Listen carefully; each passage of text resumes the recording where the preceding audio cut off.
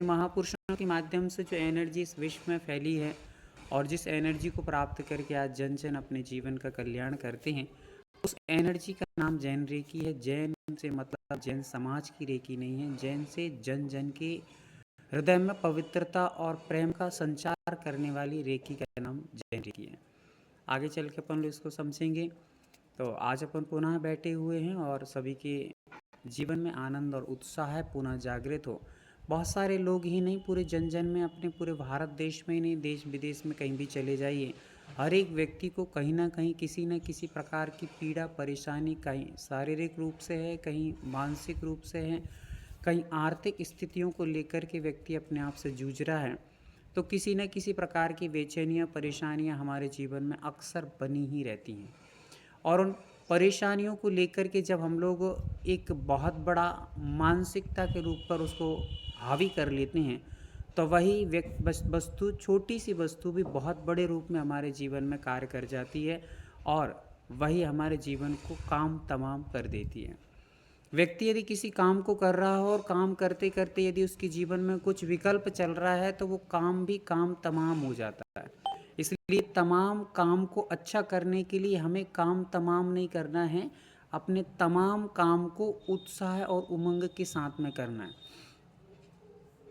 आप बहुत अच्छे तरीके से एक ये समझ के चलिए कि कुछ अच्छा प्राप्त करना है, तो 1 घंटे या पौन घंटे की जो क्लास चलेगी, उसमें अपने आप को पूर्ण रूप से एकदम स्वतंत्र करके और एक अच्छे तरीके से बैठ जाइए, प्रसन्नचित्त होकर के अपने मन को हर्षोल्लासित कर लीजिएगा। समस्त विकल्पों को छोड़ दीजिए, क्योंकि चिंता का समाधान चिंतन है और चिंतन हमारे जीवन में कुछ नया सीखने से आता है। चिंतन तभी आता है जब हमारे पास कुछ अच्छा विषय होता है। अच्छा विषय नहीं होता तो व्यक्ति चिंतन नहीं कर पाता, और चिंतन नहीं होता तो व्यक्ति पास एक ही चीज़ रह जाती है, उसका नाम है चिंता। चिंता के लिए हमें कोई विषय खोजने नहीं पड़ते हैं, बहुत सारे हमें किसी अध्ययन करना नहीं पड़ता है, किसी स्कूल और कॉलेज और शिक्षक की आवश्यकता नहीं पड़ती है। चिंताएं अनायास ही हमारे जीवन में घास फूस की तरह उत्पन्न होती हैं और होती चली जाती हैं। उसके लिए कोई प्रयास की आवश्यकता नहीं है। प्रयास की आवश्यकता होती तो चिंतन की आवश्यकता होती, चिंतन के लिए कुछ विषय की आवश्यकता होती है, जिस विषय को हम लोग यहाँ पर सीख रहे हैं। तो आप लोग बड़े ही अच्छे तरीके से एक्टिव होकर के बैठ जाइए। थोड़ी सी अपन लोग रेकी के प्रारंभ में जो कुछ क्रियाएं की जाती हैं उनको हम लोग थोड़ा सा करेंगे, उसके पश्चात आगे बढ़ेंगे।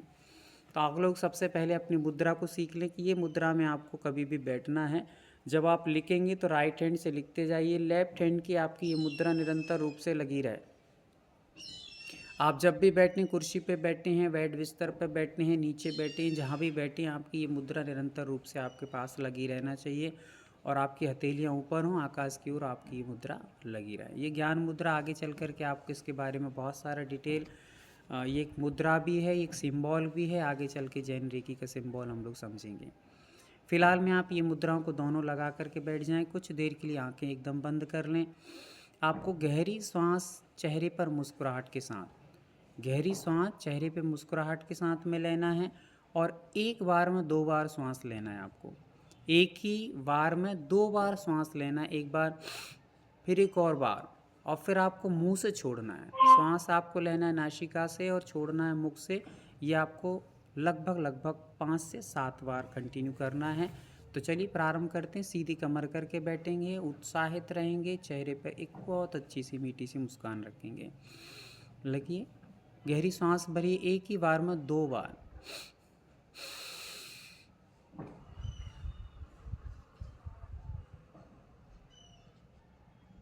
नासिका से एक समय में 2 बार श्वास भर के मुंह से आपको बड़े रिलैक्सेशन के साथ में श्वास को बाहर छोड़ना है। बड़े ही शांति के साथ में आपको मन में बड़ी शांति और तसल्ली महसूस होगी।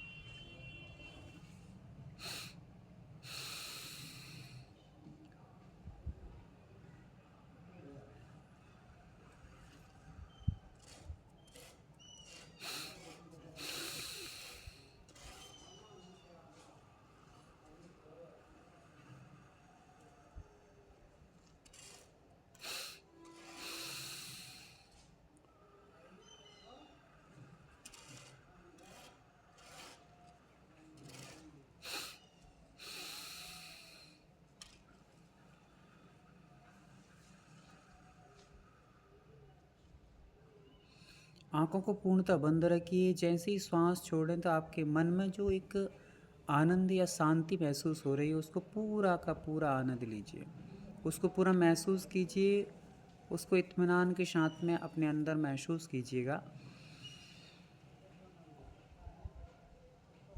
थोड़ी देर के लिए पुनः आँखों को बंद रखेंगे और अपने आप से बोलेंगे, मैं बहुत खुश हूँ। बोलिएगा अपने आप से, मैं बहुत खुश हूँ, मैं बहुत खुश हूँ, मैं बहुत बहुत बहुत खुश हूँ। यूनिवर्स ने मुझे एक सुंदर सा अवसर प्रदान किया है।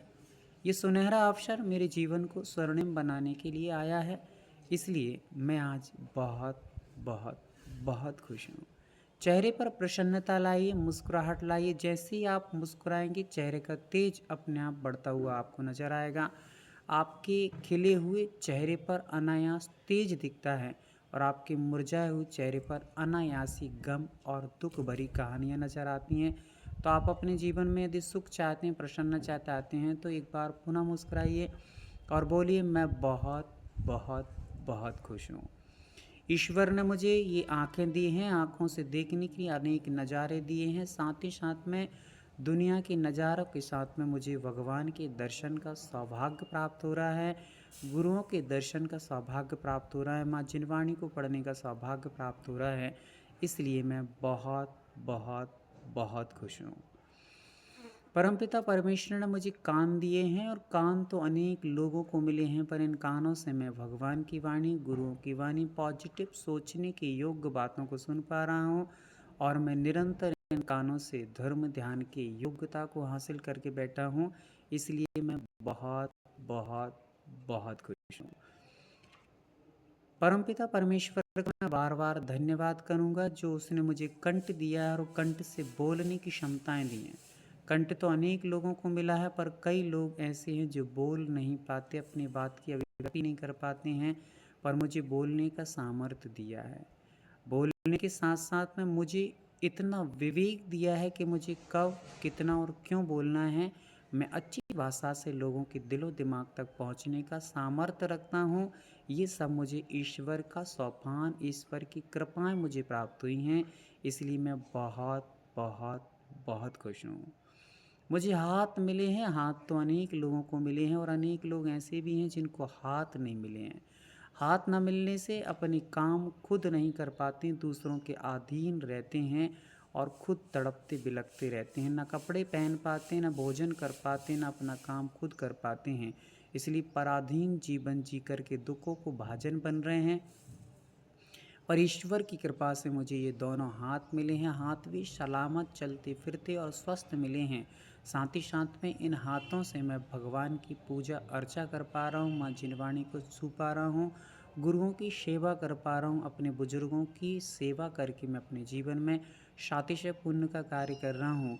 मेरे हाथ स्वस्थ हैं, मस्त हैं, इसलिए मैं बहुत बहुत बहुत प्रसन्न हूँ। मुझे ईश्वर ने ये चलती फिरती श्वासें दी हैं जिनके माध्यम से मैं जीवन का आनंद पूर्वक निर्वाह कर रहा हूँ। इन श्वासों को सार्थक करने के लिए ईश्वर का भजन पूजन और सार्थक संगति मुझे प्राप्त की गई है। इसलिए इन चलती हुई श्वासों की कीमत मैं जानता हूँ। मेरे ईश्वर ने मुझे ये चलती श्वासें दी हैं, इसलिए ईश्वर का मैं खूब खूब आभार करता हुआ मैं बहुत बहुत बहुत खुश हूँ, जो ईश्वर की मुझ पर कृपा निरंतर बरसती रहती है। मुझे ये पैर मिले हैं और पैरों से मैं यात्राएं तय करता हूँ और अनेक प्रकार की यात्राएं तो लोग भी तय करते हैं, पर मैं शिखर जी तो कभी गिरनार जी, कभी महावीर जी, तो कभी और भी स्थानों पर मैंने जा कर के अपने इन पैरों को सार्थक बनाया है, पुण्यमय बनाया है और आगे के लिए पुण्य का रास्ता खोल करके रखा है, ताकि मुझे मोक्ष तक की यात्रा करने में कोई भी असुविधा महसूस ना हो सके। ऐसा सब कुछ जो अवसर प्राप्त हुआ ये ईश्वर की कृपा से हुआ है। ईश्वर की यूं ही कृपा मुझ पर बरसी रहे, बरसती रहे, इसलिए मैं बहुत बहुत बहुत खुश हूँ। निरंतर ईश्वर मुझे हर एक पल पल साथ दिखाई देता है। कोई साथ हो ना हो, पर ईश्वर हमेशा मुझसे कहता है कि बेटा, तू किसी भी स्थिति में अपना हौसला बरकरार रखना, अपने हौसले को कभी भी खोने मत देना, क्योंकि मैं तेरे साथ हूँ, कोई ज़माना तेरे साथ हो ना हो, तेरे साथ मैं कदम से कदम मिला कर के चल रहा हूँ। जब भी तुझे सहारे की आवश्यकता पड़े तो ज़माने का नहीं, तो बस ज़माने में रहने वाली ईश्वर का सहारा लेकर चल, जो निरंतर तेरे साथ है। ऐसे ईश्वर का निरंतर मुझे सहारा मिल रहा है, उसकी कृपाएं निरंतर मेरे ऊपर बरस रही हैं। मैं जो चाहता नहीं हूँ उससे पहला ईश्वर मुझे बहुत कुछ दे देता है। मेरी झोली बहुत छोटी है और ईश्वर की कृपाएं बहुत बहुत बहुत बड़ी हैं। उन कृपाओं को मैं कैसे अदा कर पाऊँगा, उसके ऋणों को। इसलिए ईश्वर को अपनी आँखों में, अपने हृदय में स्मरण करते हुए बार बार धन्यवाद देता हूँ। और ही ईश्वर, तूने मुझ पर जो कृपाएं की हैं, मैं भी निरंतर इन कृपाओं के माध्यम से लोगों तक खुशियाँ पहुँचाने का कार्य करूँगा, लोगों का भला और उपकार करने का कार्य करूँगा। मैं अपने लक्ष्य को खुद तय करूँगा और दूसरों को तय करने के लिए एक मार्ग देने का कार्य करूँगा। मैं अपने रास्ते को खुद ब खुद अपने आप तय करते हुए लोगों के लिए एक अच्छा वजूद बनूँगा, उनके लिए आदर्श प्रस्तुत करूँगा। ऐसा मैं आपसे वादा करता हूँ। ईश्वर की कृपाएं और आपका सहारा मुझे निरंतर चाहिए। आपका खूब खूब आभार। और प्रसन्नता के साथ में थोड़ी देर फिर से कहेंगे, मैं बहुत बहुत बहुत खुश हूँ। मैं बहुत बहुत बहुत खुश हूँ। जीवन में मुझे बहुत कुछ मिला है। जो कुछ मिला है बहुत बहुत सारा मिला है। जो नहीं मिला उसका गम नहीं है, जो मिला है वो किसी से कम नहीं है। जो सोचा है वो ख्वाब है और जो मिला है वो लाजवाब है। इसलिए मेरे पास जो भी है वो लाजवाब है, इसका कोई जवाब नहीं है। इसलिए मैं बहुत बहुत बहुत खुश हूँ। चेहरे पे प्रसन्नता लाइए, 1 मिनट के लिए एकदम मौन हो जाइए और बस खुश होते रहिए, एकदम प्रसन्न होते रहिए। आपके अनेक अनेक हार्मोन्स इस खुशी के माध्यम से एक्टिवेट हो जाएंगे। आपके बहुत सारे बैक्टीरिया जो आपके अटैक कर रहे हैं और आपको जीवन में बहुत सारा नुकसान पहुंचा रहे हैं, इस खुशी के माध्यम से भी अपने आप ही रफू चक्कर हो जाएंगे, 9 2 11 हो जाएंगे। इसलिए मुस्कुराते रहिए, गहरी सांस भरिए और बड़ा आनंद का एक एहसास कीजिए और चेहरे पर प्रसन्नता लाइए। आपके चेहरे की प्रसन्नता बहुत सारी खुशियाँ आपको लेकर के आएगा।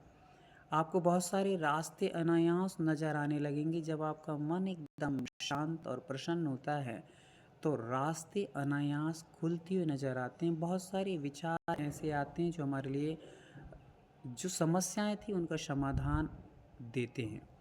हम लोग चेहरे को जब जब भी उदास करके बैठते हैं तो समस्याएं हावी होती हैं, और जब जब हम लोग शांत मन से विचार करते हैं तो समस्याएं नहीं, समाधान हमारे सामने प्रकट होते हैं।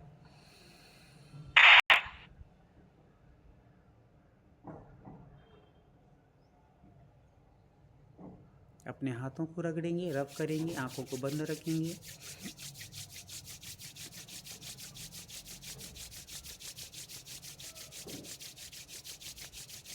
तीस सेकंड अपने हाथों को रब करेंगे, आंखों को बंद रखेंगे, अपनी हथेली में आती हुई ऊर्जा को महसूस करेंगे।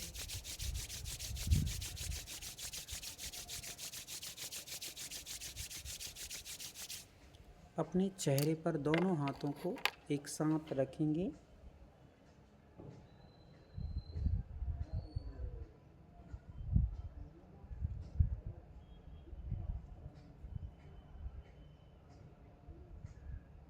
अपने पूरे हाथों को अपने सिर मस्तिष्क पर लगाते हुए एक नयापन महसूस करेंगे, उत्साह, उमंग और ऊर्जा महसूस करेंगे। नेगेटिव एनर्जी को बाहर जाते हुए महसूस करेंगे और अपने आप को एक नया और तरोताज़ा महसूस करेंगे। अपने हाथों को बाहर झटकार दीजिए, आँखों को पुनः एक बार और हाथों को लगाते हुए खोल लीजिएगा। चलिएगा, प्रारंभ करते हैं आज के अपन रेकी की इस विधा को। जो अपने आप में एक बहुत बड़ी कला है, बहुत बड़ी जीवन की एक माध्यम है जो कि खुशहाली प्राप्त करता है। सभी लोग अपने म्यूट रखेंगे ताकि किसी प्रकार से किसी और को दिक्कत ना हो। हम लोग यहाँ पर जैन रेखी की परिभाषा को सबसे पहले आप लोग पेन और कॉपी रखेंगे अपने पास में। जो भी न्यू यहाँ पर नए हमारे स्टूडेंट जुड़े हुए हैं वे सभी लोग पेन और कॉपी को रखेंगे। जैन रेखी, जैन का अर्थ क्या है और रेकी का अर्थ क्या है और जैन रेकी को मिलाकर के क्या अर्थ होते हैं और इसके क्या मायने होते हैं और किस प्रकार से हम इसका यूज करते हैं, कहाँ कहाँ यूज करते हैं, कहाँ कहाँ यूज नहीं होते हैं, ये सारी चीज़ों को आज अपन लोग समझने का प्रयास करेंगे। जैन में दो शब्द जुड़े हैं, जय और एन, दो शब्दों को मिलकर के जैन शब्द बना है। जय का अर्थ होता है विजेता, जिन्होंने अपनी इंद्री, कसाय और मिथ्यात आदि जो हमारे अंदर के शत्रु हैं, क्रोध है हमारे अंदर, छल है हमारे अंदर, कपट हमारे अंदर है, मायाचारी हमारे अंदर है, काम आदि हमारे अंदर जो शत्रु हैं, उन शत्रुओं पर जिन्होंने विजय प्राप्त कर ली है उसको कहते हैं जय। और ना मतलब नहीं है जिनके पास, क्या नहीं है, ना परिग्रह है, ना मोह है, ना राग है, ना द्वेष है, जो भी बुराइयां थी जिनके पास नहीं बचे हैं, ऐसे जो विजेता हैं, कसाय आदि शत्रुओं को जिन्होंने जीत करके विजय हासिल की है अपने ऊपर। बाहर के शत्रुओं को जीतने से कोई विजेता हमेशा हमेशा के लिए नहीं बन सकता, कुछ समय कुछ पर्यायों को लेकर के बन सकता है। पर जीवन में मंदिर उन्हीं के बने हैं जिन्होंने अपने अंदर के शत्रुओं को जीता है। किले उनके बने हैं जिन्होंने बाहर के शत्रुओं को जीता है। बाहर के शत्रुओं को जीतने से किले बन सकते हैं और किले धराशायी हो सकते हैं, कोई सुरक्षा नहीं होती है, पर मंदिर शाश्वत होते हैं। मंदिर उनके बनते हैं जिन्होंने अंदर के शत्रुओं को जीता है। तो जिन्होंने अंदर के शत्रुओं को जीत करके आज हमारे दिलों में राज किया है और उन दिलों के राज को हमने मंदिरों के माध्यम से प्रस्तुत किया है। ऐसे मंदिरों में पूजे जाने वाले महापुरुष, हमारे अरिहंत, हमारे सिद्ध, हमारे आचार्य, हमारे उपाध्याय, साधु आदि पंच परमेष्टि इत्यादि महापुरुषों के माध्यम से जो ऊर्जा इस संसार में प्रेषित हो रही है, निकल रही है, और वह ऊर्जा जन जन को निरंतर स्वास्थ्य, सुख, समृद्धि और मोक्ष के रास्ते को तय करने के लिए माध्यम बनी हुई है, उस ऊर्जा का नाम है रेकी, जैन रेकी। तो आप समझ रहे होंगे कि क्या जैन होते हैं, और जैन का अर्थ मात्र जैन शब्द से नहीं लेना है। जैन का अर्थ सभी महापुरुष, महापुरुष चाहे वो राम हो जिन्होंने क्रोध, मान, माया, लोभ आदि शत्रुओं को जीत लिया है, चाहे वो हनुमान हो जिन्होंने क्रोध, मान, माया, लोभ को जीत लिया है।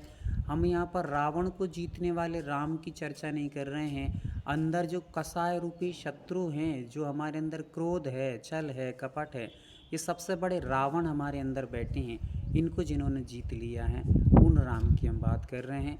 ऐसे राम जैसे महापुरुषों के माध्यम से आज भी निरंतर ऊर्जा निकल रही है, और वो ऊर्जा हमारे लिए जब भी हम स्मरण करते हैं, जब भी हम अपने आप से कनेक्ट करते हैं, वो ऊर्जा हमारे लिए कई गुना फलित होकर के हमें मार्ग देती है, मंजिल देती है, सुख और समृद्धि, ऐश्वर्य सब कुछ प्रदान करती है। ऐसी उस ऊर्जा का नाम है जैन रेकी। रेकी का अर्थ एक अपने आप में अलग है, जैन का अर्थ आपको बता दिया गया है। रे और की दो शब्दों से मिलकर के रेकी शब्द बना है। रे का अर्थ होता है विश्वव्यापी, रे का अर्थ क्या है, विश्वव्यापी।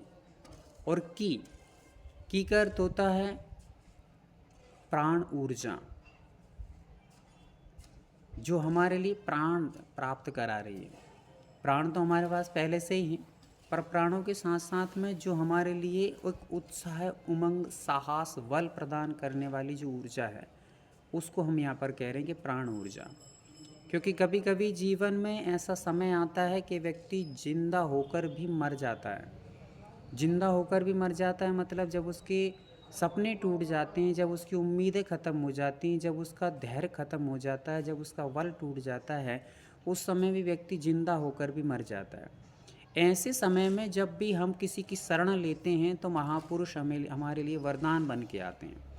तो वो वरदान जो है उसी का नाम है प्राण ऊर्जा। उसी को हम कहते हैं कि जिंदा इंसान वही है जो परिस्थितियों से जूझना जानता है। आपने यदि किसी चीज़ के लिए कदम उठाया है और कदम उठा कर के पुनः पीछे हटा लिया है, तो ये कोई बल नहीं कहलाए, ये कोई सामर्थ्य नहीं कहलाए। जब आप बढ़ चुके हैं तो आप एक बार आगे बढ़िए। और आपने देखा होगा कि अक्सर बड़े बड़े लक्ष्य जिनके होते हैं, बड़ी बड़ी लक्ष्य एम जिनका होते हैं, उनकी परीक्षाएं भी बड़ी बड़ी होती हैं। आप चाहें कि हमें लक्ष्य बहुत बड़ा चाहिए, हम लोग मान लीजिए गवर्नमेंट जॉब हमारी लग जाए, हम लोग सीए बन जाएं, हम एमटेक बन जाएं, हम एमएससी कर लें, और ये सारी चीज़ें बड़े बड़े जो पोस्ट हैं उन पर यदि हम लोग जाना चाहते हैं तो परीक्षा भी थोड़ी सी टफ होती हैं। ये कोई पहली क्लास से दूसरी क्लास में जाने वाले कोई माध्यम नहीं है जो हम लोग थोड़ी थोड़ी परीक्षाओं को पास कर लें। पर ये जब भी बड़ी बड़ी लक्ष्य हमारे बड़े बड़े सक्सेस होते हैं तो उसके लिए परीक्षाएं भी बड़ी बड़ी हाथ से हमें पार करना पड़ता है। वैसे ही एक जीवन में रहने वाली हाउस वाइफ भी जो होती है एक बहुत बड़ी परीक्षा से अपने जूझती है। मात्र जो बच्चे होते हैं, स्टूडेंट होते हैं, जैसे सीए करने वाला कोई व्यक्ति है, एमटेक करने वाला कोई, एमबीबीएस करने वाला कोई व्यक्ति है, वो तो जीवन में एक बार यदि निकल गया तो चलिए हो गया पास। पर हाउस वाइफ भी हमेशा निरंतर कदम कदम पर परीक्षा देती है। उसने अपने माँ, अपने पिता, अपने परिवार को छोड़ कर के दूसरे परिवार में सम्मिलित हुई, और वो परिवार कैसा होगा, ये कितना बड़ा एक अपने आप में उसके लिए कितनी बड़ी चुनौती होती है कि अपने खिलते खुलते परिवार को छोड़ कर के दूसरे परिवार में शामिल हुई है, और उसमें उसको कैसी सिचुएशन मिलेगी, क्या कंडीशनें मिलेंगी, क्या क्या सामने उसके कैसे नज़ारे आएंगे, और उसको किस प्रकार की समस्याओं से जूझना पड़ेगा, ये खुद जानती है। तो ये बहुत बड़ा अपने आप में चुनौती को स्वीकार करना होता है। ऐसे समय में यदि हमारा कोई सहारा होता है तो ये प्राण ऊर्जा ही हमारा सहारा होती है, जिसके माध्यम से हम लोग हर एक परिस्थिति को भी अपनी सुंदर सी स्थिति में ढाल लेते हैं। हर समस्या एक बहुत अच्छे लक्ष्य को लेकर के आती है। हर एक समस्या एक समस्या नहीं है, समस्या एक आपके लिए नया अवसर लेकर के आती है। समस्या को यदि हम समस्या समझ लें तो वो समस्या हमारे लिए जीवन में ख़त्म कर देती है, हमारे जीवन को ख़त्म कर देती है। और समस्या को हम लोग यदि ये समझ लें कि एक नया अवसर हमारे सामने आया है। जब भी कभी हम टूटते हैं, जब भी कभी हम किसी चीज़ से जो हमारी उम्मीदें थी वो छूट जाती हैं, टूट जाती हैं, सपने ख़त्म होते हैं, तो उस समय आप ये मान के चलिए कि ईश्वर का एक नया इशारा आपके लिए है कि आप इसके लिए नहीं बने हैं, आपको कुछ और ही बनना है। तो वो एक आपके लिए नई अवसर प्रदान किया जा रहा है कि आप इसको छोड़िए, इसके लिए नहीं बने हैं आप। जैसे आप लोगों ने सुना होगा कि यदि आपको जॉब नहीं मिल रही है तो ईश्वर ने आपको जॉब मतलब कि नौकर बनने के लिए, मालिक बनने के लिए चुना है, ऐसा कहा जाता है। यदि आप जॉब खोज रहे हैं, बार बार लगे हैं और जॉब नहीं मिल रही है, तो ईश्वर का एक आपके लिए इशारा है कि आप नौकर बनने के लिए नहीं बनाए गए हैं इस पृथ्वी पर, आप मालिक बनने के लिए आए हैं। नौकर मत बनिए, आप खुद मालिक बनिए और अपने अनुसार अनेक नौकरों को तैयार कीजिए। तो ये अवसर है। अब आप इसी पे बैठ जाएं कि नहीं वो जॉब मिलती ही नहीं है, जॉब मिलती ही नहीं है, जॉब मिलती ही नहीं है, जॉब मिलती ही नहीं है, तो ये आप ईश्वर के इशारों को समझ नहीं पा रहे हैं, आपको प्राण ऊर्जा नहीं मिलेगी। तो आप उसके इशारों को समझिए। किसी कवि ने बहुत सुंदर लिखा है कि फ़र्क होता है खुदा और पीर में, खुदा होता है फ़र्क होता है किस्मत और तकदीर में। क्या लिखा है कि फ़र्क होता है खुदा और पीर में, फ़र्क होता है किस्मत और तकदीर में, जो चाहो वो ना मिले तो समझ लेना कुछ और अच्छा लिखा है तेरी तकदीर में। कुछ और अच्छा जब लिखा होता है तो ये फालतू की चीज़ें आपको नहीं मिलती, जो कचरा आप सोच करके बैठे वो आपको नहीं मिलता है। तो जैन रीकी के माध्यम से हम लोग अपने लक्ष्यों को तय करना सीखेंगे, अपने जीवन को खुद जीना सीखेंगे। दूसरों के सहारे से जब तक भी जियोगे तब तक कहीं ना कहीं सहारा ख़त्म होगा, कहीं ना कहीं सहारा टूटेगा, कहीं ना कहीं सहारा छूटेगा, कहीं ना कहीं सहारा रूटेगा। आप अपने बच्चों से उम्मीद लगा के रखें, बच्चे कभी ना कभी छूटेंगे, बच्चे कभी ना कभी रूटेंगे, बच्चे कभी ना कभी आपको छोड़ेंगे। तो आप उम्मीदों के सहारे जी रहे हैं तो शायद आप एक अपाहज की तरह जी रहे हैं, और वो एक दिन आपको बहुत दुख और दर्द भरी कहानी बन जाएगा जिसको आप सहन भी ना कर पाएँ। इसलिए हमें सबके बीच में रहकर भी जैन रेकी के माध्यम से खुद को इतना प्रोफेशनली बना लेना है, इतना अपने आप को सुरक्षा कवच में रखना है कि हम दूसरों के माध्यम से नहीं, दूसरे हमारे माध्यम से रह रहे हैं। आप एक माँ हैं, यदि मान लीजिए जहाँ यहाँ पर जितने भी लोग बैठे हुए हैं, एक माँ है, बहुत सारी माँ बैठी हैं। यदि आप ये सोच कर के बैठे हैं कि हम किसी के सहारे जी रहे हैं, पर आप ये मान के चलिए कि आपके सहारे 10 लोग पल रहे हैं। आप यदि एक माँ हैं तो आपके सहारे पर कितने सारे लोग पल रहे हैं, ये आपको सोचना है। और आप ये कॉन्फिडेंस लेकर के बैठेंगे तो आपके अंदर बहुत ऊर्जा मिलेगी।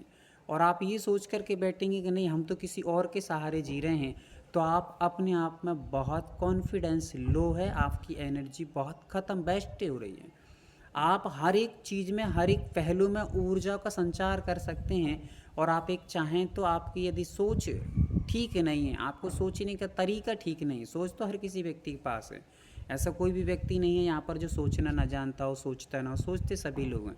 पर सोचने के थोड़े से नज़रियों को बदलने की आवश्यकता है, सोचने के पहलुओं को बदलने की आवश्यकता है, सोचने के नज़ारों को बदलने की आवश्यकता है। वहीं पर एक व्यक्ति ये सोच रहा है, एक माँ जो भोजन बना रही है और ये सोच रही है कि देखो मेरे माध्यम से कितने लोग पल रहे हैं, तो वो अपने आप में कॉन्फिडेंस से भरी हुई है, पावरफुल है, एनर्जी से भरी हुई है। एक माँ सोच रही है कि देखो भाई अपन रात दिन यही कर कर के मरे जा रहे हैं, यही कर कर के मरे जा रहे हैं, अपना तो कोई भी नहीं है, कोई सुनता ही नहीं, कोई देखता ही नहीं है, तो अपने आप में करने के बाद भी कमज़ोर होती जा रही है।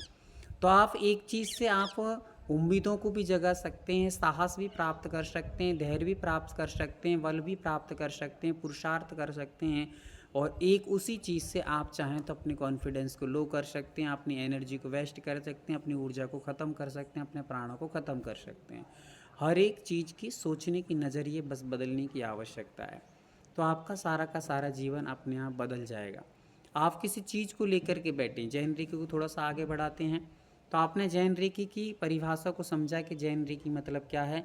जो महापुरुष हुए हैं यूनिवर्स में जितनी भी एनर्जी, जैसे आप जापानी रेकी सीखेंगे तो उसमें आपको यही कहा जाएगा कि यूनिवर्स में कॉस्मिक जो एनर्जी है, उस एनर्जी के माध्यम से हम लोग अपने आप को कनेक्ट करते हैं। और कनेक्ट करने के पश्चात हम अपने रोगों को, हम अपने उपचारों को, हम अपनी समस्याओं को समाधान कर लेते हैं।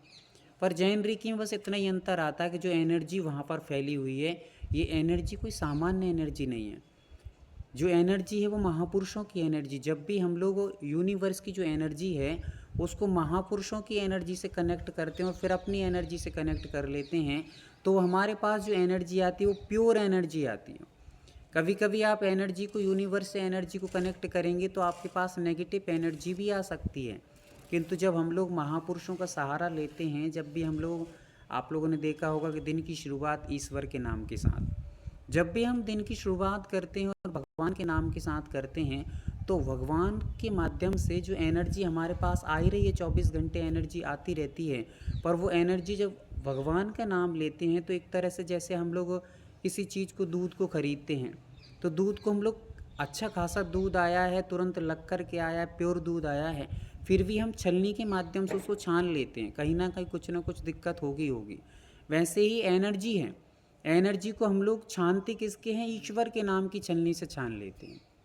और ईश्वर के नाम की छलनी हमने लगाई और जैसी वो एनर्जी छन कर आएगी तो फिर मान के चलिए कि आपके पास प्योर ही आएगी, इसमें नो डाउट। इसलिए इतना ही फ़र्क है जापानी रेकी और इसमें भी, और भी जो भी फ़र्क रहेंगे वो आगे बताए जाएंगे। फ़िलहाल में आपको जो बताया जा रहा है कि फ़र्क इतना ही है कि जो कॉस्मिक एनर्जी है उसको हम लोग जब ग्रहण करते हैं तो हो सकता है कि प्योर ना हो, उसमें कहीं ना कहीं मिलावट हो सकती है। पर जब हम लोग यहाँ पर, जैसे आपको एक एग्जांपल दे रहा हूँ, विनोबा भावे जी के नाम आपने सुना होगा। विनोबा भावे जी छोटी सी उम्र में जब अपनी माँ के साथ में रहते थे और पढ़ाई अध्ययन करते थे, उस समय उनकी माँ जब दही बनाती थी, दही को जमाती थी, तो वो दही जमाने के लिए जो वो आता है, क्या बोलते हैं, जामुन, जामुन को डाल देती थी दूध में और बहुत सुंदर तरीके का दही बनता था, बड़ा अच्छा दही बनता था। और गांव में फेमस थी वो माँ कि दही बहुत सुंदर बनता है, इनके हाथ का, हाथ में जादू है। तो जब भी वो दही जमाती थी, एक जामुन को डाल देती थी और दही जमता था। जामुन डालते ही वो भगवान का नाम लेती थी। तो जब भी विनोबा भाभी बच्चे थे उस समय, जान माँ के साथ में रहते थे, उठते बैठते थे, तो एक बार उन्होंने पूछ लिया, माँ से पूछ लिया कि माँ आप मुझे ये बताइए कि आपका पूरे गांव में फेमस है कि आपकी माँ बहुत सुंदर, बड़ा मीठा, बड़ा अच्छा दही जमाती हैं, तो मुझे ये बताइए माँ कि आप जो दही जमाती हैं, ये जो आप जामुन डालती इससे दही जमता है या आप भगवान का नाम लेती हैं उससे दही जमता है, ये बताइए मुझे। ये मुझे डाउट बड़े दिनों से है कि आप ये क्या करती हैं। जब यदि आपके जामुन से दही जमता है तो भगवान की क्या आवश्यकता है, और भगवान के नाम से यदि दही जमता है तो फिर इस जामुन की क्या आवश्यकता है। इनमें या तो दोनों का काम है या फिर एक से काम चलता है, मुझे बताइए। तो माँ ने बड़ा सुंदर सा एक बहुत सुंदर सी मुस्कुराहट के साथ उन्होंने बालक को जवाब दिया कि माँ बेटा, बात तो ऐसी है कि जब भी मैं दही जमाती हूँ तो ये जामुन से ही जमता है। यदि जामुन ना डाला जाए, भगवान का अकेला नाम लिया जाए, तो ये दही कभी जमने वाला नहीं है। तो ये जामुन से ही जमता है। तो माँ फिर भगवान का नाम लेने की क्या आवश्यकता है। तो वो कहती है कि ये ज़माने में ये पूरे मतलब गांव में जो फेमस हुई हूँ मैं कि दही बहुत अच्छी जमाती है माँ, तो जब भी मैं दही जमाती हूँ जामुन से जमता है, पर ये सुंदरता इसमें जो आ रही है, इसमें जो मधुरता आती है, वो मधुरता मेरे भगवान के नाम लेने से आती है, मेरे ज़माने से नहीं आती है। और मुझे कभी भी इस बात का अहंकार ना हो जाए कि मैं बहुत सुंदर जमाती हूँ ये दही, नहीं। ईश्वर का जो नाम लिया जाता है तो दही अपने आप चमाचम हो जाता है, बहुत सुंदर जमता है, इसीलिए मैं भगवान का नाम लेती हूँ। तो ये कुछ श्रेय हमें ईश्वर के नाम से दे देना चाहिए। तो ईश्वर कई गुना हमारे लिए शक्ति और सामर्थ्य देता है। जब भी कभी हमें प्रशंसा मिल रही हो तो आप ये समझ लीजिए कि प्रशंसा हमारे गिराने का कारण बनती है। इसलिए जब भी प्रशंसा मिले, हाथ जोड़कर एक बार निवेदन कर लो, परमात्मा आपने सब कुछ दिया है। और किसी से कोई ने कहा आपको कि आप बड़ा सुंदर हैं, कि आप बहुत अच्छा कार्य करते हैं, कि इसमें आप बहुत फेमस हैं, इसमें बहुत प्रसिद्ध हैं, आप ये बहुत अच्छा करती हैं, जब भी कभी हो तुरंत हाथ जोड़कर के ईश्वर को धन्यवाद दो और कहो कि सब भगवान की कृपा से है। ये आपने कह दिया तो मान लीजिए कई गुना अधिक और एनर्जी आपने हासिल कर ली, और कलाकारी आपके अंदर आ गई। और आपके अंदर जिस दिन इस बात का ईगो आ जाएगा कि नहीं मैं करती हूँ, वास्तव में मुझ में कितना इफेक्ट है, मतलब कितना मुझ में पावरफुल है, मैं कितनी टैलेंटेड हूँ, मैं कितनी निष्णात हूँ, परिपक्व हूँ कि मैं अपने काम कितनी करती, ये बात जब भी हमारे बीच में आएगी तो ईश्वर से हमारा कनेक्टिविटी ख़त्म हो जाए। क्योंकि अहंकार और अरहम मतलब भगवान में, दोनों में विरोधाभास है। जब भी हम निज पर ही ध्यान देते हैं तो जिन पर ध्यान नहीं दे पाते, इसलिए जिन और निज ये दोनों ही हमारे लिए विपरीत हैं। हमें भगवान पर सारा श्रेय जब भी डालेंगे तो हमारे अंदर एक विनय भाव, विनम्रता का भाव बना रहेगा। और विनय मोक्षम द्वारम, विनय ही सारी उपलब्धियों का एक द्वार है, सारी उपलब्धियों का राज है, तो वो विनय है। विनय से सारे रास्ते खुलते चले जाते हैं। जब भी आप अकड़ोगे किसी चीज़ को लेकर के तो ज़माने में कई लोग आपसे उखड़ जाएंगे। और प्रेम जहाँ होता है, विनय जहाँ होता है, विनम्रता जहाँ होती, सारे गुण वहाँ होते हैं, और गुण होने के बाद सारे लोग आपकी ओर आकर्षित होते हैं। पर अकड़ जहाँ होती है वहाँ कई लोग उजड़ जाते हैं, चले जाते हैं। भले आप डर के माध्यम से उनके अंदर भय पैदा कर दीजिए, पर अंदर से वो हमेशा यही कहते हैं कि ये व्यक्ति बेकार है, ये कोई काम का नहीं, भगवान इससे कब छुटकारा मिलेगा। इसलिए अपने जीवन में विनम्रता को बना करके रखिएगा, सरलता को रखिएगा। ये जैन रेकी के सिद्धांतों को हम लोग आगे समझ रहे हैं। जैन रेकी क्या है? क्या जैन रेकी का उपयोग जैन ही कर सकते हैं? ये दूसरा क्वेश्चन हमारे बीच में आया। हमने पहले ये समझ लिया कि जैन रेकी किसे कहते हैं। दूसरा प्रश्न है, हाँ हर्षा जी आप म्यूट कर लीजिए, हर्षा दीदी म्यूट कर लीजिए। हाँ, जिसको को भी यदि कोई डाउट हो तो आप लोग हैंड रेस करेंगे, और हैंड रेस के माध्यम से आपसे जब आपका नाम पुकारा जाए तो आप अपने आप का क्वेश्चन रख सकते हैं, नो प्रॉब्लम। चलिए आगे चलते हैं।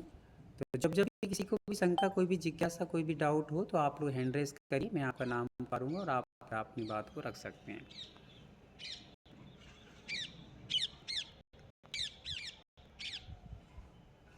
चलिए, तो बात चल रही थी अपनी जैन रेकी में। दूसरा क्वेश्चन हमारे बीच में आता है कि जैन रेकी क्या मात्र जैनों के लिए ही है या किसी और के लिए भी है? जैसे हमारे दीदी ने पूछा था, क्या जैन ही उपयोग कर सकते हैं कि और भी लोग उपयोग कर सकते हैं?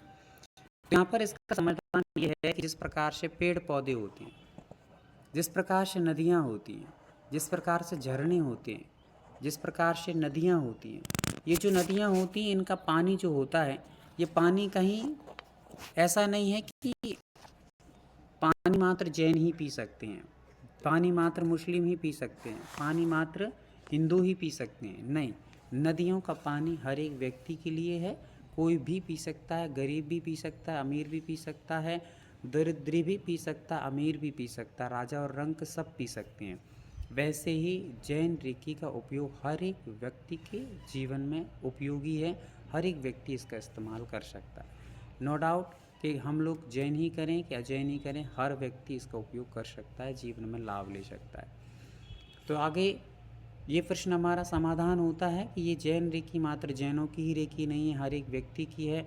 बस इसमें जैन शब्द भी जैनों के लिए नहीं जुड़ा है, जैन शब्द इसलिए जुड़ा है कि ये प्योर है, ये महापुरुषों से कनेक्ट होती है, ये उन महापुरुषों से कनेक्ट होती है जिन्होंने वास्तव में उस लक्ष्य को प्राप्त किया है जिस लक्ष्य को प्राप्त करना हर किसी के बस की बात नहीं है। ऐसे महापुरुषों के माध्यम से जिन्होंने बड़े ही उत्साह उमंग के साथ में, बड़े साहस और पुरुषार्थ के साथ में परमार्थ को हासिल किया है, उस साधना की शिखर को छुआ है जिस शिखर को छूना हर किसी के मुमकिन नहीं है। ऐसे शिखर को जो छू बैठे हैं उनके आशीर्वाद से जो हमें ऊर्जा मिल रही है, वो ऊर्जा हमारे जीवन को भी सार्थक और व्यवस्थित बनाने का कारण बनेगी। इसलिए आज के 2 क्वेश्चन हमारे पूरे हुए। पहला क्वेश्चन था कि जैन रेकी किसे कहते हैं, और दूसरा क्वेश्चन कि जैन रेकी कौन इस्तेमाल कर सकता है। हर एक व्यक्ति इसका इस्तेमाल कर सकता है, उपयोग कर सकता है। और रेकी कैसे की जाती है, तो रेकी के लिए कोई हथियारों की आवश्यकता नहीं होती। तीसरा क्वेश्चन आप लिख सकते हैं कि जैन रेकी कैसे इस्तेमाल की जाती है, उपयोग की जाती है। तो इसमें कोई भी इंस्ट्रूमेंटों की आवश्यकता नहीं होती, ना कैंची की आवश्यकता है, ना कोई इंजेक्शन की आवश्यकता है, ना कोई सिरिंज की आवश्यकता है, ना कोई दवाई की आवश्यकता है, ना टैबलेट की आवश्यकता है। आपके शरीर में कुछ चीज़ें ऐसी हैं जो अनायास ऊर्जा छोड़ती हैं। क्या करती हैं? ऊर्जा छोड़ती हैं। और उनमें सबसे बड़ा अफेक्टेड कोई चीज़ है तो हमारे पाम, जो हाथ आपको दिखाई दे रहे हैं। आप जब भी कभी किसी महापुरुष के पास जाते हैं, आप जब भी कभी किसी साधु संत आरिका माताजियों के पास जाते हैं, कभी त्यागी वृत्तियों के पास जाते हैं, तो आप अपने काम के लिए आशीर्वाद मांगते हैं, तो आशीर्वाद कोई पैर से नहीं देता है। क्या कहा? आशीर्वाद किससे दिया जाता है? हाथ से दिया जाता है, क्योंकि सारी पावर हमारे पास हाथ में है। इस विज्ञान को, इस मेथड को आप बहुत अच्छे से समझ लेंगे, इसके पीछे क्या साइंटिफिक रीजन होते हैं, इसको हम लोग समझेंगे। ये जो पाम हमारे दिखाई दे रहा है, ये पाम, आप जब भी कभी, ये हस्तरेखाएं होती हैं यहाँ पर, ये हस्तरेखाओं के माध्यम से पूरे जीवन का भी सार छुपा होता है। आप लोगों ने हस्तरेखा वालों को कभी हाथ दिखाया होगा, तो वो हाथों की रेखाओं से आपके जीवन का पूरा रूपरेखा बता देंगे कि आप कब क्या, कैसे, किस प्रकार से होने वाले हैं, आपके जीवन में क्या घटनाएं घटने वाली हैं, कितनी आपकी उम्र है, कितना आपका मस्तिष्क रेखा कैसी है, आपकी हृदय रेखा कैसी है, आपकी भविष्य रेखा कैसी है, आपका कैसा भविष्य होगा आगे चल कर के, आपको कितना कुछ मिलने वाला है, कितना कुछ घटने वाला, क्या घटना दुर्घटना, ये सारी चीज़ें आप हाथों के माध्यम से जान लेते हैं। तो ये हाथ अपने तरीके से कहना चाहिए कि पूरा का पूरा हमारा शरीर, पूरा हमारे जीवन का एक तरह से लेखा जोखा कहाँ पर है? हाथ में है।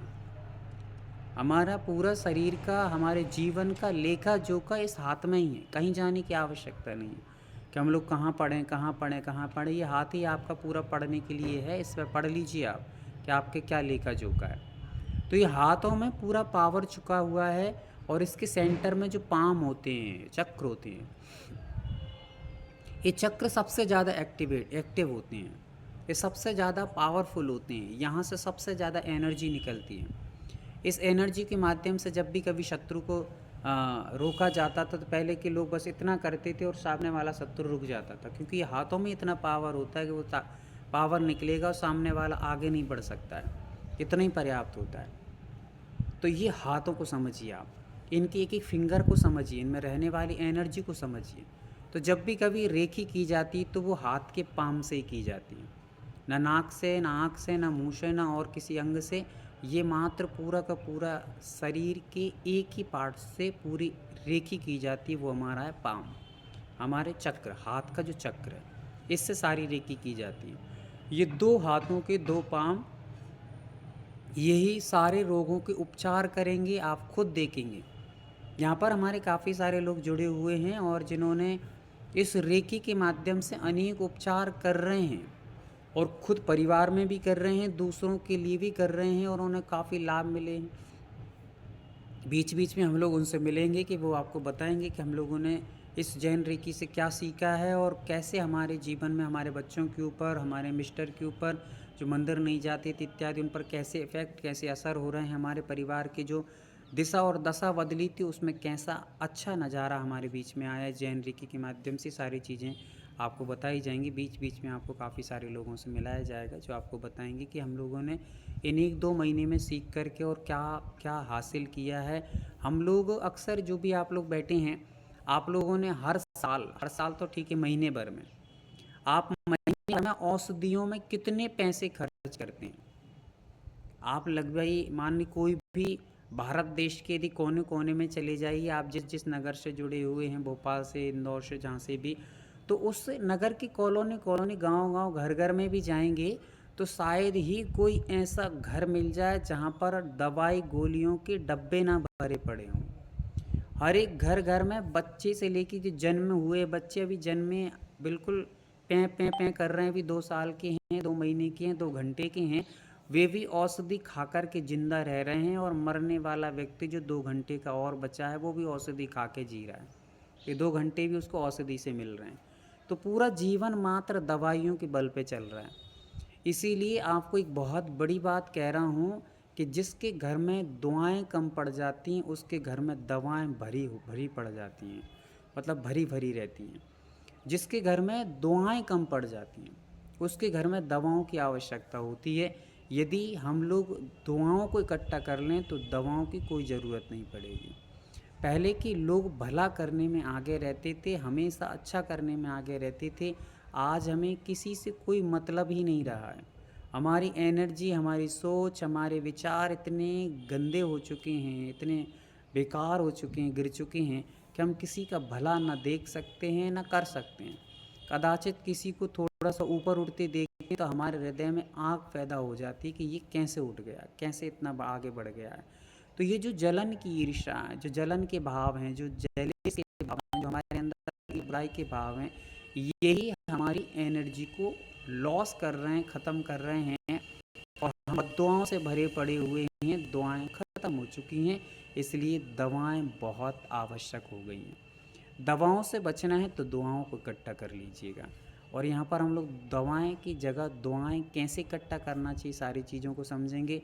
आप लोग जितने पैसे यदि बर्बाद कर रहे हैं अपनी औषधियों में, एक बार आप जैन रीकी को पूरा व्यवस्थित तरीके से सीख लीजिए तो आपको खुद ब खुद लगेगा कि व्यर्थ के कितना धन खर्चा बच गया है और जीवन का कितना उत्साह और उमंग बढ़ गया है। हमें कितना अच्छा महसूस हो रहा है इससे जुड़कर, कितना जो हमने सीखा नहीं था, समझा नहीं था। आप औषधियों के माध्यम से कितने समय के लिए अपने रोगों को दबा सकते हैं।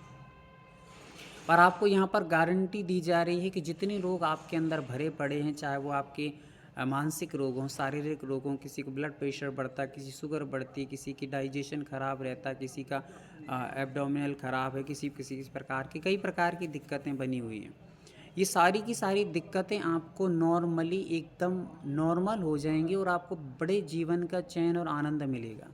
पर कब मिलेगा? जब आप व्यवस्थित तरीके से एक बार जैन रेकी को सीख लीजिएगा। निरंतर जहाँ पर आपको जो दवाइयाँ दी जाती हैं, यहाँ भी हमारी रेणु दीदी जुड़ी हैं और भी हमारे बीच में अंकिता दीदी, ब्रह्मचारिणी दीदी जुड़ी हैं। काफ़ी सारे ये लोग जो आपको डेली डेली एक नया नए सूत्र यहाँ पर मिलते हैं, नई नई उम्मीदों को जागृत करने के लिए उपाय मिलते हैं। उससे आप खुद ब खुद ये सारी की सारी ये दवाई गोलियाँ एक तरफ कचड़े में फेंक देंगे। 1 महीने में आपको औषधियों की कोई आवश्यकता नहीं पड़ेगी, कचड़े में फेंक दीजिए आप। और फिर आप बस उत्साहित होकर के निरंतर मेडिटेशन, 5 साढ़े 5 बजे से मेडिटेशन चलता है, उसमें कुछ ध्यान कराए जाते हैं नए नए तरीके से। और फिर उसके बाद हम लोग यहाँ पर रेकी के माध्यम से नई नई चीज़ें सीखते हैं। तो उसमें आपका उत्साह उमंग जो बढ़ेगी, अंदर की भावनाएं जागृत होंगी, आपके अंदर के हार्मोन्स एक्टिवेट होंगे। तो आपको खुद ब खुद लगेगा कि वास्तव में हम दूसरों से परेशान नहीं थे, हम अपने आप से ही परेशान थे। और जब हमने अपनी सोच को बदला, अपने नज़ारों को बदला, तो अपने पूरे नज़र को बदला तो नज़ारे सारे बदलते चले गए। और दृष्टि को बदला तो सृष्टि बदल गई है। तो ये सारी चीज़ें आपको यहाँ पर सीखने मिलेंगी। आप निरंतर रूप से बने रहिएगा, सीखते रहिएगा। आज अपन लोगों ने जैन रीकी के 3 सिद्धांतों को यहाँ पे समझा। जैन रीकी क्या है, दूसरा हम लोग जैन रीकी का उपयोग कौन कर सकता है, कौन नहीं कर सकता है, तीसरा है कि हम लोग जैन रेकी किसके माध्यम से करते हैं, तो अपने पाम के माध्यम से जैन रेकी करते हैं। जैन रेकी कब से आई है? चौथा प्रश्न हमारा है कि जैन रेकी कब से आई है। ये जैन रेकी कब से आई? तो यदि हम लोग कहें कि जब से सूरज और चांद है, तब जब से ये जैन रेकी है। जैसे अपन कहते हैं जब तक सूरज चांद रहेगा तब तक संतों का नाम रहेगा या धर्म का नाम रहेगा। तो जब से ये सूरज है, जब से ये चांद है, सबसे ये पूरी प्रकृति है, ये जितनी रचना हुई है ब्रह्मांड की, तब से ही ये जैन रेकी है। जैन रेकी कहीं किसी के माध्यम से पैदा नहीं की गई है, किसी खेत में नहीं लगी, किसी पेड़ में नहीं लगी, किसी नदी में बह कर के नहीं आई है, ना कोई सूर्य से उत्पन्न हुई है, ना किसी चांद से उत्पन्न हुई है कि भाई सूर्य पुत्र कर्ण जैसे उत्पन्न हो गए सूर्य से, ऐसी कोई उत्पन्न नहीं हुई है। ना किसी नदी पेड़ पौधों में बहकर आई है, ना सूर्य के माध्यम से आई है। ये प्राकृतिक एक नेचुरली एक एनर्जी है जिसको हम खुद ब खुद अभी इसके बारे में परिचित नहीं है। जैसे मान लीजिए कि कभी आपके आसपास ऐसी औषधियाँ लगी रहती हैं जिनसे आप परिचित नहीं होने के कारण से आप बीमार और परेशान बनकर के देश विदेशों में उपचार कराते घूमते रहते हैं। पर जब कोई समझदार, कोई वैद्य आपको मिल जाता है, कोई समझदार जब आपको विचार करने वाला अच्छा व्यक्ति और औषधियों को जानकार मिल जाता है, तो वो कहता है कि आप जितनी सारी दवाई गोलियां देश विदेशों में करते फिर रहे हैं, अरे ये जो पेड़ आपके पास में लगा है इसकी 4 पत्तियों को डेली खाइए, 4 दिन में आपके सारे के सारे सिस्टम ही व्यवस्थित हो जाएंगे। तो आपको जब 4 दिन आप खाते हैं, मैं आपको एक एग्जांपल दे रहा हूँ, पूज्य आरिका माँ श्री विज्ञानमती माता जी, जिनका नाम आप लोगों ने शायद सुना होगा। और माता जी को एक ऐसा प्रॉब्लम हो गई थी, आज से लगभग 5, 7, 10 साल पहले की पुरानी बात है, कि समाधि के संस्तर पर आ चुकी थी, बिल्कुल शरीर सुकड़ चुका था और सारे डॉक्टरों ने हाथ जोड़ लिए थे। बड़े बड़े वैद्य, बड़े बड़े डॉक्टर इत्यादि सारे के सारे हकीमों ने आकर के हाथ जोड़ लिए थे कि अब इसका कोई भी सल्यूशन नहीं है। और माता जी जिस गांव में रुकी हुई थी वहीं का एक डुक्कर मतलब कि एक दादाजी, जब उनको ये पता चला कि माता जी की उम्र मात्र अभी 50-55 साल की है और किसी प्रॉब्लम से जूझ रही हैं और सारे डॉक्टर औषधि सब खत्म, कुछ भी असर नहीं कर रहा है, तो उन्होंने मात्र वो दादाजी जो बहुत विशेष कोई वैद्य नहीं कहलाते थे, बहुत कोई डिग्रियां उनके पास नहीं थी, कोई एजुकेटेड नहीं थे, बहुत पढ़े लिखे समझदार होशियार नहीं थे, उन दादाजी ने आकर के एक बार निवेदन किया समाज से कि भाई मैं देख सकता हूँ कि आपकी माता जी को। और उन्होंने आकर के कहा कि चलिए आप भी देख लीजिए, कोई दिक्कत नहीं है। और दादाजी ने आकर के एक नज़र उनको देखा, कोई ना नाड़ी पकड़ी, क्योंकि माता जी हैं तो नाड़ी भी नहीं पकड़ने दी, ना कुछ भी नहीं कि आँख देखेंगे कि कान देखेंगे, मुंह देखेंगे, नाक कान देख, कुछ भी नहीं देखा। उन्होंने चेहरा देखा, शरीर की स्थिति देखी और बस दादाजी बाहर गए। उन्होंने कहा कि ये 4 पत्ती लीजिए इसकी और आप डेली दूध के साथ पिला दीजिए।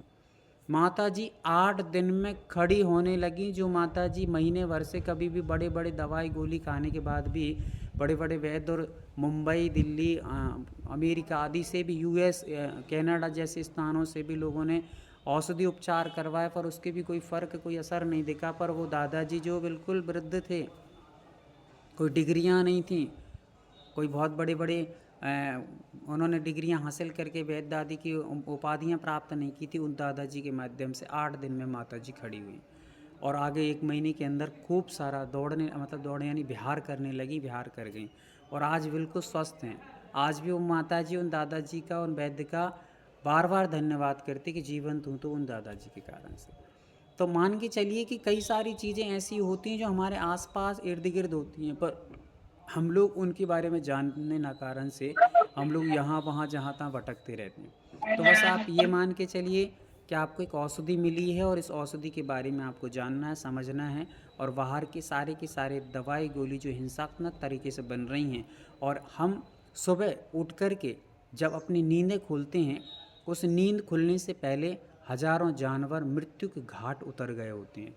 किसके कारण? हमारी औषधियों के लिए बलिदान दे देते हैं, चढ़ जाते हैं बलि पर। कौन से? हम इधर नींद खुलने से पहले, जब नींद खुलेगी उससे पहले हजारों जानवर आपकी दवाइयों के लिए अपना बलिदान दे चुके होते हैं। तो ऐसा हो रहा है कैसी पीड़ा और कैसी परेशानी के साथ दर्दनाक मौत उनको दी जाती है, एक एक चीज़ को कैसे उबाल उबाल करके और उनको तड़पा तड़पार करके उनकी मसल्स में से और निकाला जाता है ब्लड आदि को। तो ये नज़ारे हमें देखने न पड़े और हिंसा से बच सकें, JNDK से जुड़े रहिए और आप इन तरीकों को समझिएगा। आज के लिए पर्याप्त रखता हूँ।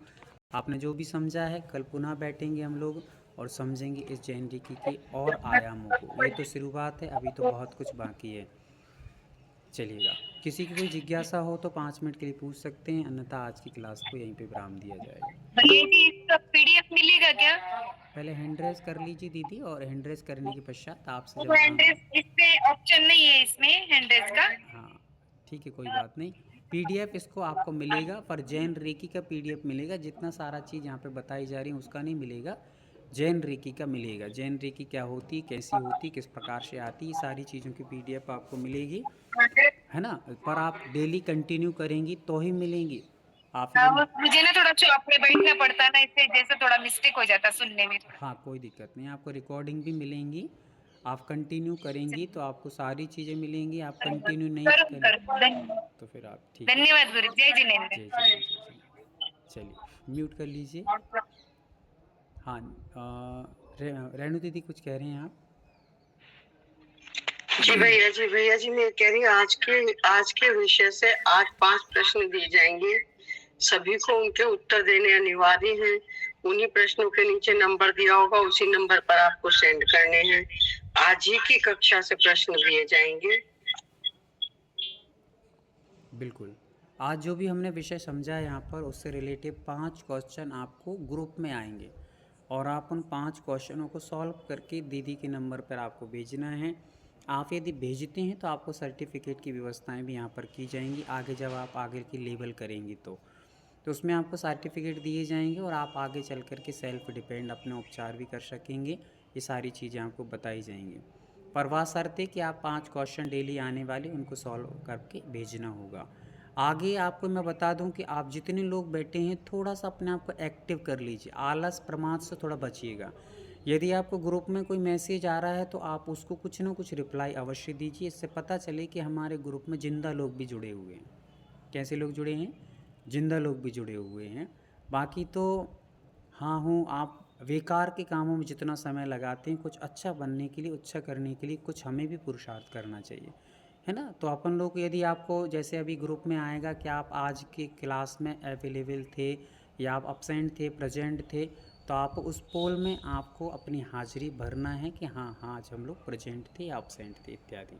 ठीक है, एग्री रहिएगा। कोई भी आपको वहाँ पर सिंबल आता है, कोई भी आपसे कोई प्रश्न किया जाता है या कोई सुविचार आता है, तो उस पर आप लोग अपने अपने विचारों को अवश्य दर्शाइएगा, ताकि पता चले कि आप बहुत अच्छे रूप से इसको कार्य को कर रहे हैं। हमारी दीदी हाँ रितु दीदी पूछ रहे हैं कुछ। भैया जी एक आपने दोहा बोला था, फर्क होता है खुदा और पीर में, तो आगे मैं लिखना पूरा नहीं लिख पाई, फर्क होता है आगे कुछ और भी था। हाँ दीदी, रिकॉर्डिंग आपकी सबको मिलेगी। अभी रिकॉर्डिंग आपको भेज दी जाएगी, तो आप ग्रुप में जुड़े रहें, उसमें आपको रिकॉर्डिंग भेजी जाएगी। जो भी विषय आपका छूट गया वो सारा विषय आप कवर कर सकते हैं। हमारी नेहा दीदी।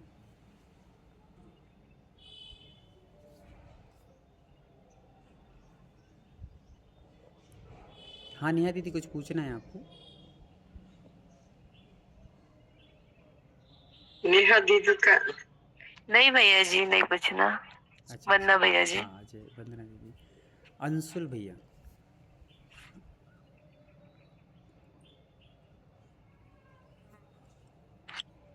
जय जिनेन्द्र भैया जी, मैंने तो कल से ही क्लास ज्वाइन की है, तो फिर कैसे मतलब जो क्वेश्चंस आप करेंगे तो उसका कैसे मैं जवाब दे पाऊंगी, क्योंकि कल से ज्वाइन किया है तो फिर उससे तो फिर मेरा पीछे रह जाएगा ना। दीदी क्लास का अपना न्यू बैच कल से ही प्रारंभ हुआ है। जब से आप जुड़े हैं तब से ही हम लोग सब जुड़े हैं। तो आप जुड़े हैं तब से हम जुड़े हैं, और हम जुड़े हैं तब से आप जुड़े हैं, इसलिए हम लोग एक साथ जुड़े हैं। आपको डरने की कोई ज़रूरत नहीं है। कल से ही आज के जो क्वेश्चन हैं वो आज के ही पूछे जाएंगे, कल के पूछे जाएंगे ज़्यादा से ज़्यादा। आगे पीछे की कोई क्वेश्चन आपसे नहीं पूछे जाएंगे अदरवाइज।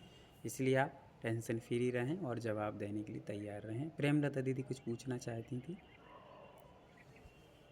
भैया जी मैं आपसे थोड़ी सी रिक्वेस्ट करना चाह रही थी। विजेता की तबीयत ठीक नहीं है, उसको रेकी की जरूरत है। कल उसका एग्जाम था रमध्यान योग का, तो मुझे ध्यान ही नहीं रहा। अभी लगा कि हाँ मुझे भैया जी से पहले ही रिक्वेस्ट करनी चाहिए थी। जी दीदी, आपका काम हो जाएगा, हम लोग प्रयास करेंगे, हमारी पूरी टीम काम करेगी। रेणु दीदी हमारी, अंकिता दीदी और भी दीदी हैं, सब काम करेंगे। ठीक है, आप टेंशन फ्री रहें। सुमन दीदी। भैया जी मुझे ये पूछना था, आपने जो ये मुद्रा बताई थी, तो जैसे हम लिखते हैं तो मुझे ऐसे रख के भी लिख सकते हैं या हमें ऐसे ही रखना है उसको?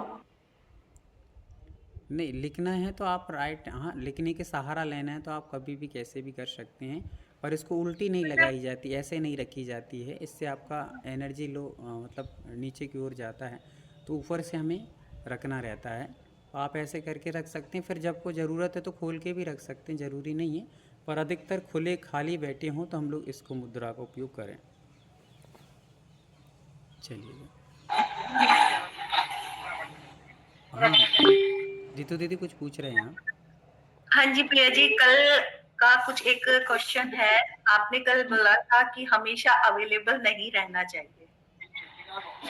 तो मेरी नेचर है कि अगर मैं कोई चीज, जैसे इस क्लास में भी हूँ और मैं कुछ चीज मुझे पता है, कोई ग्रुप पर पूछता है या मस्ती करता है, तो मैं फटाफट उसका आंसर दे देती हूँ। मतलब कोशिश मेरी रहती है कि मैं हेल्प के लिए तैयार हूँ। तो क्या वो गलत है?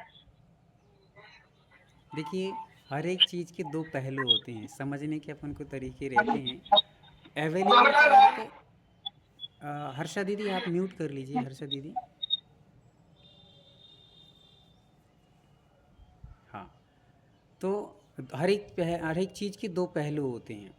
तो हमें अवेलेबल का अर्थ ये नहीं है, अवेलेबल का अर्थ है कि जहाँ हमारी क्वालिटी को कम आंका जाता है। जैसे आप अपने बच्चों के लिए हमेशा अवेलेबल रहेंगे तो बच्चे आपकी कीमत कम करेंगे। जब आप एक डॉक्टर हैं और आप हमेशा अवेलेबल यानी कि उनके लिए हमेशा तत्पर खड़े रहते हैं, तो वो आपकी वैल्यू समझेंगे, ऐसा नहीं है, आपके लिए बहुत अच्छा रिस्पेक्ट देंगे। पर जहाँ हमें लग रहा है कि जहाँ फोकट में काम हो रहा है और यहाँ पर हमें कोई कीमत मिलने वाली, ये लोग सामान्य से समझेंगे। और वहाँ भी फिर भी जैसे मान लीजिए आप अपनी बहन से बात कर रहे हैं या आप अपनी अदरवाइज किसी रिलेशन वाई बात व्हाट्सएप पे आप चैट कर रहे हैं, तो वहाँ आप हमेशा उनके लिए जब भी देखो जब आप देते रहते, उनने कुछ पूछा तुरंत दे दिया, तो वहाँ आपकी वैल्यू घट जाएगी। आप किसी फ्रेंड से जुड़े हुए हैं और वहाँ तुरंत मैसेज करके उसको जवाब देते हैं किसी भी सामान्य चीज़ों का, तो आप सामान्य से सामान्य चीज़ों का भी, तो फिर आपकी वैल्यू कम हो जाएगी। पर जहाँ आपकी बहुत आवश्यकता है उस जगह पर अवेलेबल रहना कोई वो वैल्यू कम करने वाली बात नहीं है। समझने वाली बात है कि जहाँ फोकट में बिना काम के काम हो रहे हों, जहाँ कोई सेंस नहीं है, कोई रीजन नहीं, कोई काम की बातें नहीं हैं, फिर भी हम ज़बरदस्ती लगे हुए हैं फालतू के गप्प सप्प करने में, यहाँ वहाँ की बातें करने में, तो फिर वहाँ आपकी वैल्यू कम होती है। पर रीजनेबल कोई काम कर रहे हैं आप लोग, तो उस समय आपका काम उस समय आपकी ऐसी वैल्यू कम नहीं होती है थैंक यू व्यर्थ भैया के। जी। हाँ, चलिएगा, तो आज के लिए इतना पर्याप्त है। सभी लोग अपने। भैया जी मुझे पूछना है 2 मिनट। हाँ दीदी पूछिए। मेरे बेटे का शादी के लिए पूछना है, तो उसके लिए कुछ होगा तो मुझे बता देना। मुझे मतलब अभी फर्स्ट टाइम जुड़ी ना मैं आपसे, मुझे आइडिया नहीं कुछ। चलिए, ओम शांति। चलिएगा, आज के लिए अपन लोग इतना करते हैं और फिर आगे चल कर के आगे की क्लासों में और जुड़ेंगे, समझेंगे। बहुत सारी चीज़ें आपको अभी समझना है, ये तो एक शुरुआत है, अभी तो एक अंगड़ाई है, बाकी बची बहुत कुछ लड़ाई है। उसको लड़ना है और बहुत कुछ हासिल करना। बहुत अच्छा आनंद आपको जीवन में आने वाला है, ये मान के चलिए। जिन्होंने किया है उनसे जब मिलेंगे आप और वो बताएंगे, अपने अपने शेयर करेंगे अपने अनुभवों को, तो आपको पता चलेगा कि क्या थे और क्या हो गए। हाथों को जोड़ लीजिए, परमपिता परमेश्वर का स्मरण करते हैं।